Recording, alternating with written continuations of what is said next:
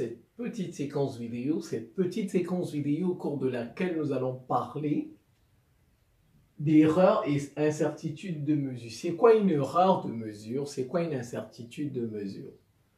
Parfois, vous pouvez prendre, vous tracez une droite, un segment en classe, comme ça.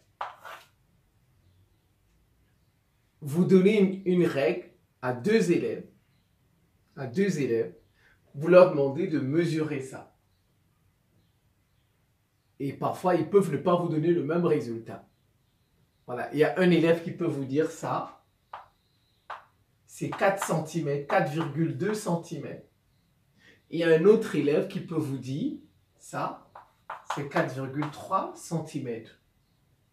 Vous voyez, c'est ça, chacun a trouvé, en fait, ça une réponse. Voilà.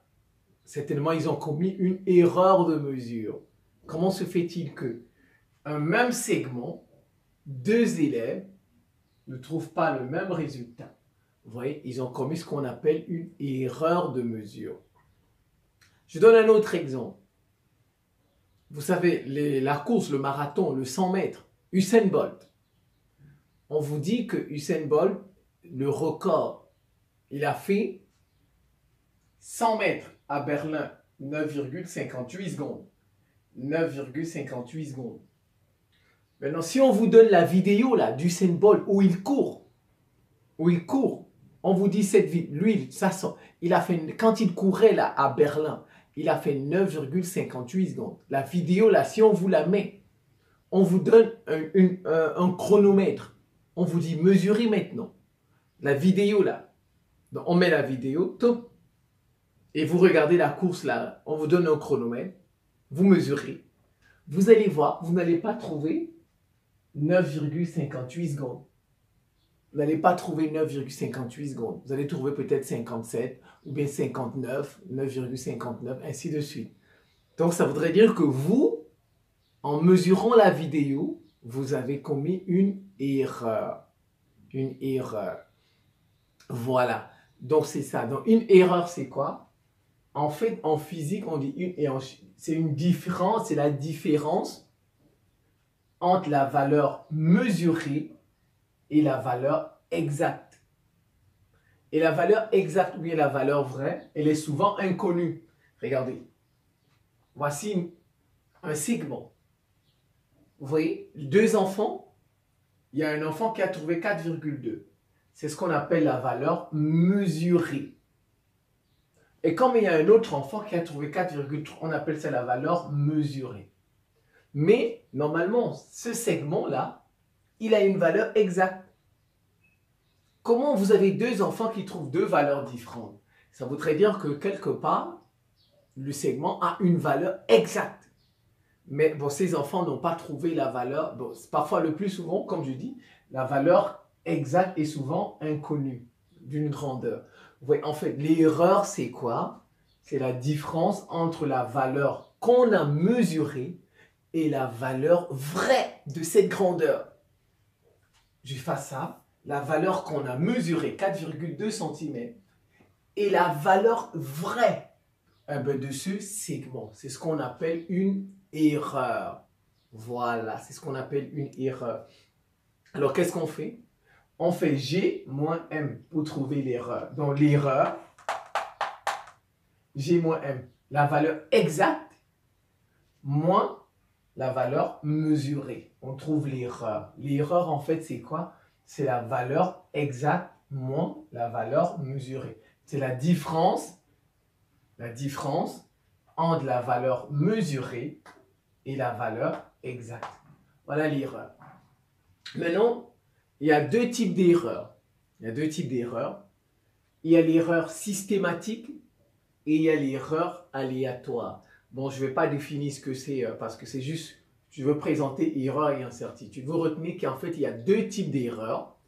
Il y a l'erreur systématique et il y a l'erreur aléatoire. Alors maintenant, une incertitude, c'est quoi? Une incertitude de mesure.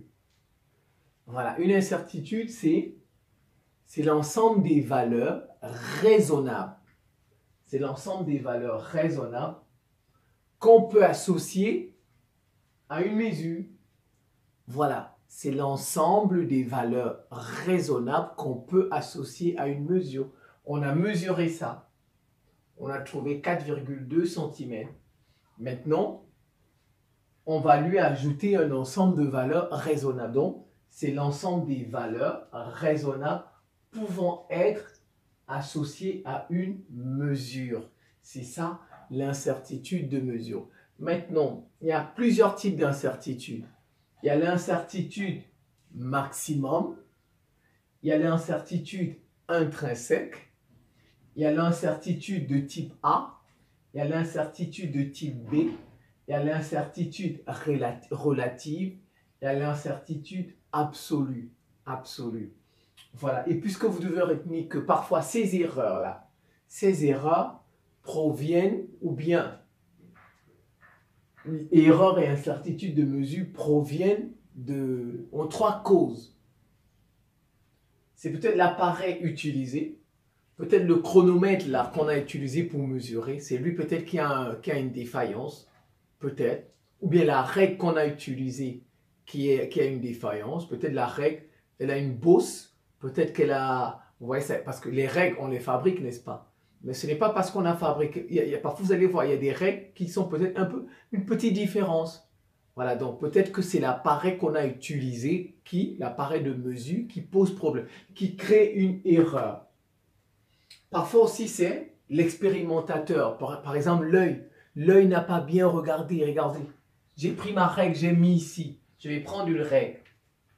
Je mets comme ça. Vous voyez, parfois c'est l'œil. Donc, c'est l'expérimentateur qui n'a pas bien regardé. Oui, peut-être que je n'ai pas bien mis ici, vous voyez. Et parfois, voilà, parfois c'est l'expérimentateur, c'est son œil qui n'a pas bien regardé. Donc, la faute parfois peut venir de l'expérimentateur. Et la faute parfois aussi peut venir de la méthode que j'ai employée. J'ai employé une méthode et bon, ce qui a donné des erreurs. Donc, le plus souvent, trois sources, trois causes comme vous voulez.